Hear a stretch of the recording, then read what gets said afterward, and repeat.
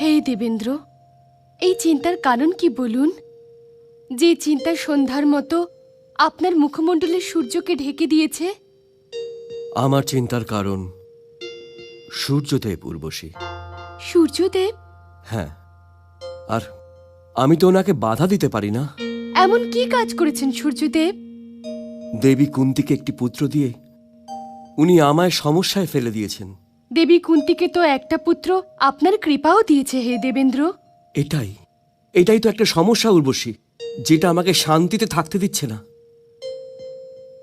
উর্বশী, পৃথিবীতে এক মহাযুদ্ধ হতে চলেছে। পৃথিবী লোকের যুদ্ধতে আমাদের কি দেবেন্দ্র? তোমার কিছুই হবে না উর্বশী, কিন্তু এই যুদ্ধের কাঁটা আমার আর সূর্যদেবের হৃদয়ে অবশ্যই বিঁধবে।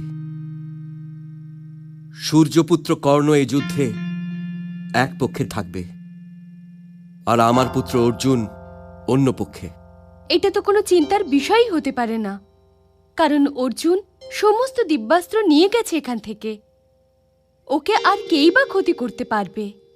কর্ণের কবচকে কোনো দিব্যাস্ত্র ভেদ করতে পারবে না উর্বশী। এই জন্য অর্জুনকে নিয়ে আমি ভীষণ চিন্তিত। স্বর্গতে অস্ত্র তো অনেক আছে, কিন্তু কবচ তো একটাই,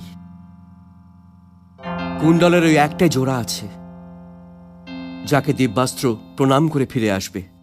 তাহলে অবশ্যই চিন্তার বিষয় এটা।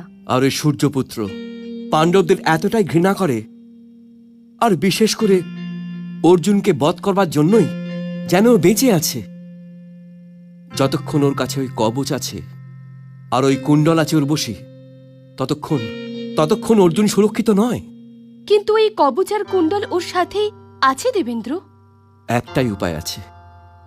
সূর্য দেবতা ওর ইষ্ট দেবতা, ও দ্বীপ্রহরে ওর পুজো করে। যদি পুজো সমাপ্ত হয়ে যাওয়ার পর কেউ ওর কাছে কিছু চায়, তবে কখনোই না করে না। তবে কি করবেন? এটাই তো চিন্তা করছি, কারণ কর্ণকে ওই কবচ নিয়ে রণভূমির দিকে যেতেই দেব না।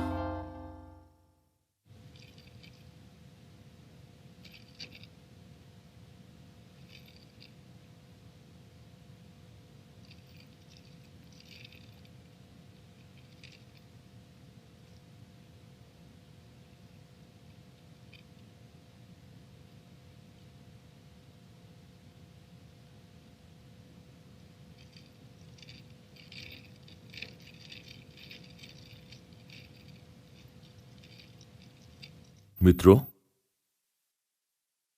কেমন আছো মিত্র? কি হয়েছে? আজ তোমাকে খুব আনন্দিত মনে হচ্ছে। হ্যাঁ মিত্র, আনন্দেরই তো সময়। তবে তোমার আনন্দের ভাগিদার আমাকেও বানিয়ে নাও মিত্র। তুমি ছাড়া তো আমি এই আনন্দের ভাগিদার আর কাউকে বানাতেই পারবো না। আমার মা এই আনন্দের কথা শোনা মাত্রই ভয় পেয়ে যাবেন। আমার দুজন প্রেমিকা আছে মিত্র। দুজন প্রেমিকা? আর তুমি এই দুজন প্রেমিকাকে আমার থেকে এতদিন পর্যন্ত লুকিয়ে রেখেছ? মিত্র, সত্যি করে বলো তো ওরা কে? আর যদি ওদের অপহরণ করতে হয় তবে আমাকে বলো, আমি এখনই যাচ্ছি। এই প্রেমিকাদের অপহরণ করা যাবে না মিত্র। আর মিলন তো সম্ভবত একজনের সাথেই হতে পারে। হেয়ালি করো না অঙ্গরাজ। কারাই দুজন প্রেমিকা? কোথায় থাকে ওরা? আর এদের অপহরণ করা যাবে না কেন? আমি স্বয়ং গিয়ে এদের অপহরণ করব। হ্যাঁ আমি জানি মিত্র, কিন্তু এই প্রেমিকা দুজন এমনই যে যদি আমি ছাড়া এদের অপহরণ আর অন্য কেউ করে তবে ওরা তারই হয়ে যাবে।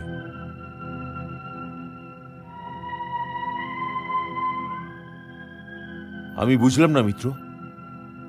এদের মধ্যে একজন অর্জুনের মৃত্যু, আর দ্বিতীয়জন স্বয়ং আমার। অর্জুন বধ ছাড়া আমার জীবনে আর কোনো লক্ষ্যই নেই।